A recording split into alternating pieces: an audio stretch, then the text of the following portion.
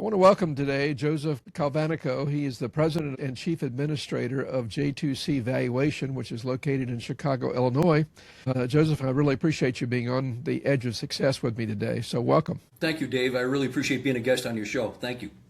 I'd like to start by learning a little bit about you, your background, what got you into the industry you're in, anything that you think would be interesting to our listeners that would help them get to know you a little bit. Sure. I'm a typical appraiser. It's like most of us did not start out thinking, yeah, I'm going to be a real estate appraiser for my career. Usually it's a serendipitous event that occurs in their lives, and then they wind up becoming an appraiser. And the funny thing is that we all have these arcane stories, but every one of us loves what we do. It becomes a career that you really love. And so mine started out with, I was halfway through college at the University of Wisconsin and ran out of money, and I needed to get some money so I could go back. And the assessor's office was looking for help in terms of they were going to do a new revaluation so that everybody's property taxes could be equal. They needed somebody to go out and measure houses and go through and write down carpeting and drywall and stuff like that.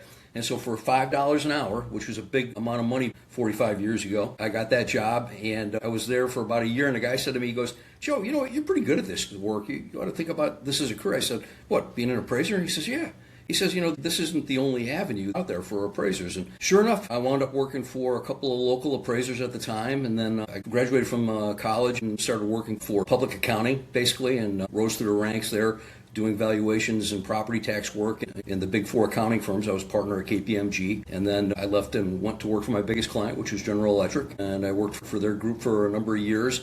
And then ultimately I started my own firm here about 5 years ago during COVID. It seemed like the right time to do it. Don't ask me why, but it worked out well, and now we're about 12 people strong. We do a lot of work not only here in Chicago, but throughout the country. We've actually expanded. We're not just real estate anymore. We do valuation of businesses and machinery equipment and our other personal property. That's great. Very interesting background.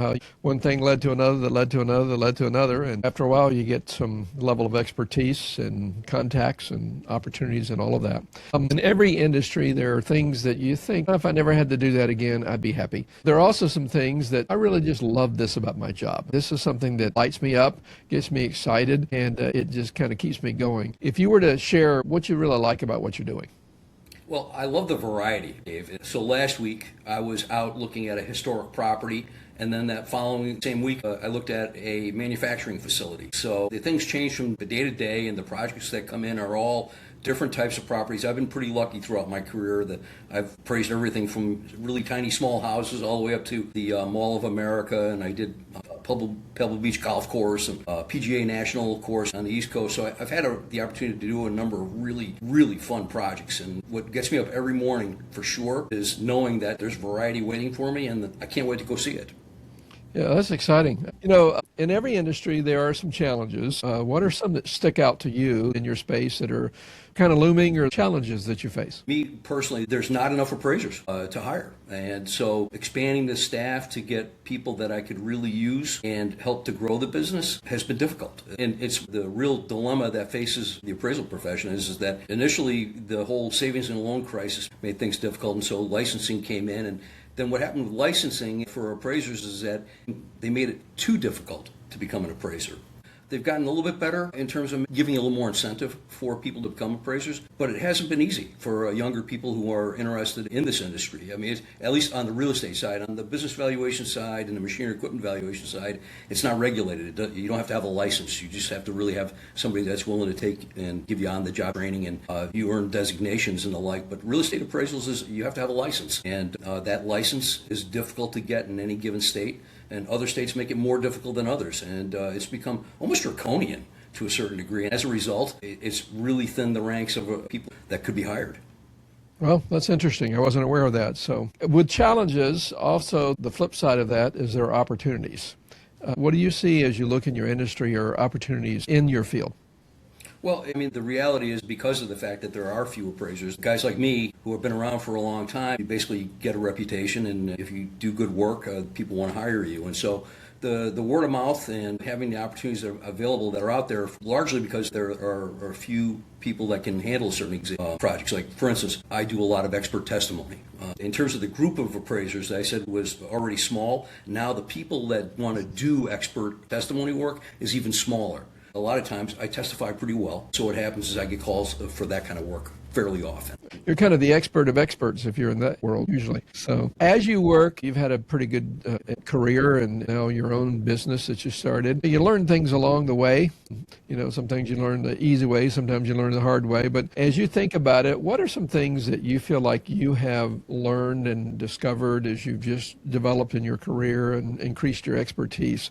What kind of sticks out to you about? The one thing for sure that I learned is that communication skills are important. And writing is extremely important within that context. And one of the things that you have to do very well in this profession is you have to write well. And if you want to be an appraiser, that's one skill that you should have and that you should learn. And I will tell you that I learned the hard way, and it was not easy. I mean, in my first couple of times, I spent a lot of time with mentors who were very good to me, but they knew that it was difficult for me to write, but they helped me get through it. I can't tell you how many times I've had to read Strunk and White's guide back in the day when I was learning how to write well, and I think I still got a dog-eared copy of that book somewhere in the bookshelf over here.